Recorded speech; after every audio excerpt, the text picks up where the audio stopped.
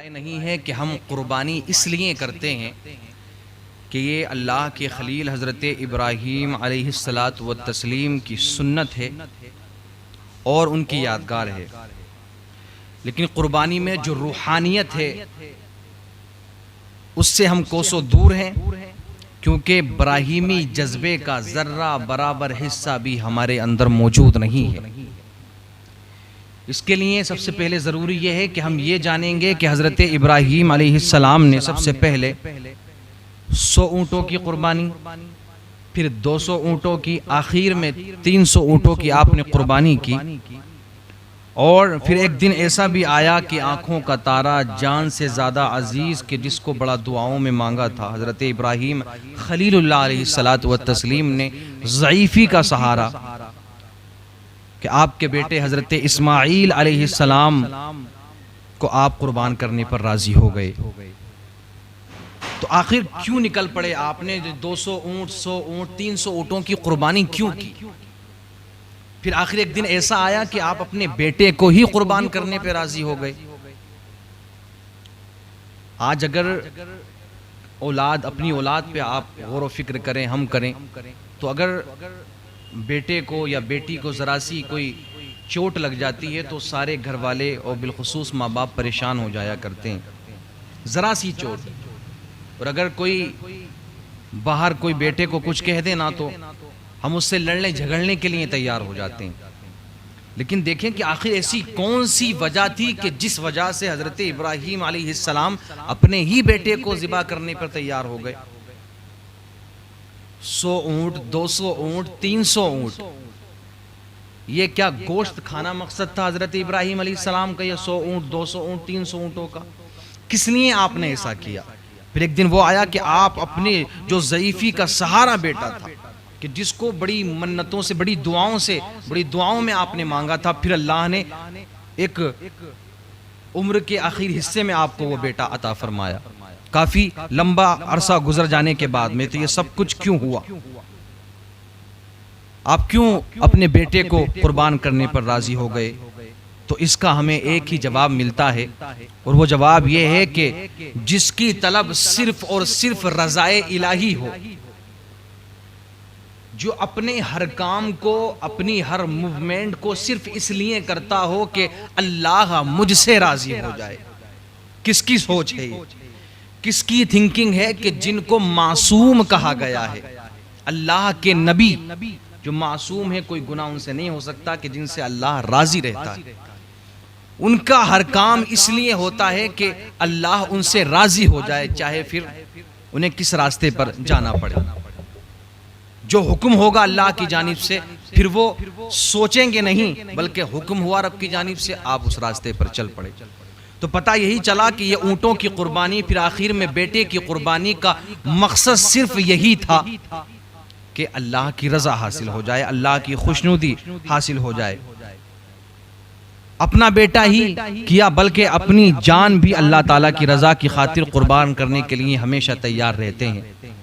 یہ اللہ والوں کی شان ہوتی ہے، یہ اللہ والوں کا مرتبہ ہوتا ہے، یہ اللہ والوں کا مقام ہوتا ہے کہ وہ اپنے ہر کام کو صرف اور صرف رضائے الہی کے لیے کرتے ہیں۔ لیکن دیکھیں جب حکم ہوا نا حضرت ابراہیم خلیل اللہ علیہ السلام کو کہ آپ اپنے بیٹے کو قربان کریں، تو ادھر ابلیس کے پیٹ میں درد ہونا شروع ہو گیا۔ جب اس نے دیکھا تو اس کے سینے پر سانپ لوٹنے لگے۔ آخر وہ یہ کیسے برداشت کر سکتا تھا کہ کوئی اللہ کا خلیل اور عزیز ہو جائے؟ چنانچہ وہ سب سے پہلے حضرت ہاجرہ کے پاس پہنچا اور انہیں ورغلانے کی کوشش کی، کیونکہ دیکھیں ماں کا دل بڑا، اس کے دل میں تو ممتا ہوتی ہے نا، بڑا وہ ہوتا ہے ماں کا دل اپنی اولاد کے لیے۔ ایک بار باپ تھوڑی سختی دکھا دے گا، لیکن ماں کا دل بڑا وہ ہوتا ہے۔ اب کوئی ماں کیسے برداشت کر سکتی ہے کہ وہ کہے کہ بھئی تمہارا شوہر تمہارے بیٹے کو پتہ ہے کہاں لے کر کے جا رہا ہے، وہ اب اسے ذبح کرنے کے لیے لے کے جا رہا ہے۔ جب اس نے کہا، ابلیس نے حضرت ہاجرہ کے پاس میں آ کر کے بولے، آپ نے کہا کہ کوئی باپ اپنے بیٹے کو بھلا ذبح کر سکتا ہے؟ کوئی باپ اپنے بیٹے کو بھی قربان کر سکتا ہے؟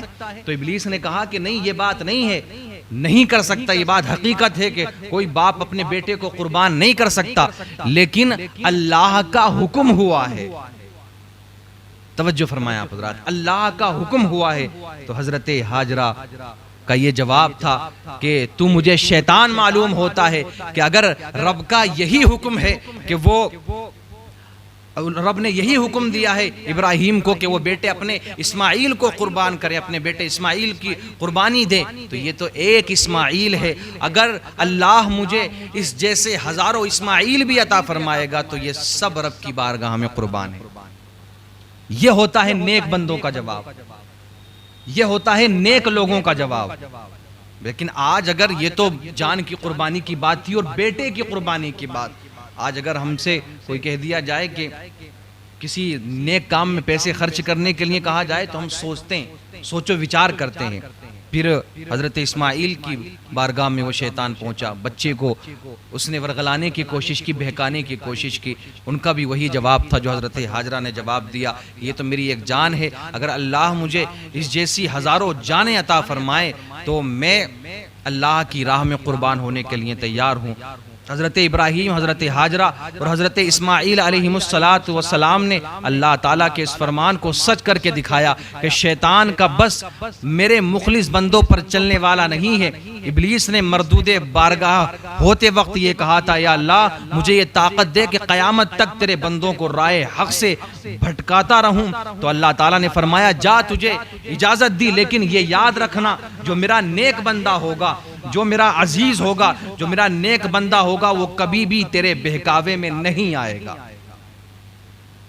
جو میری رضا حاصل کرنا چاہے گا وہ کبھی بھی تیرے بہکاوے میں نہیں آئے گا۔ تو ساری باتوں کا مقصد صرف یہی ہے کہ قربانی کا مقصد ہمارا یہی ہونا چاہیے، ہماری نیت یہی ہونی چاہیے، ہماری سوچ یہی ہونی چاہیے کہ صرف اور صرف اگر ہم جانور کو ذبح کر رہے ہیں، قربان کر رہے ہیں، کسی جانور کو اپنے پیسے سے خرید کر ہم قربان کر رہے ہیں، اس کو ذبح کروا رہے ہیں، تو اس میں ہمارا مقصد گوشت کھانا نہیں، ہمارا مقصد اس کے سری پائے کھانا نہیں ہے، ہمارا مقصد کوئی یہ نہیں ہے کہ اس کے کسی اچھے پارٹ کو اسے یہ بھون لیا جائے گا، اسے یہ کر لیا جائے گا، اسے اس طریقے سے پکا لیا جائے گا، نہیں، وہ تو کرنا ہی ہے آپ کو، لیکن مقصد صرف یہی ہونا چاہیے، نیت صرف یہی ہونا چاہیے کہ ہاں آج ہمیں اس چیز کو قربان کر رہے ہیں رب کی بارگاہ میں، تو ہمیں رب کی رضا حاصل کرنا مقصد ہونا چاہیے۔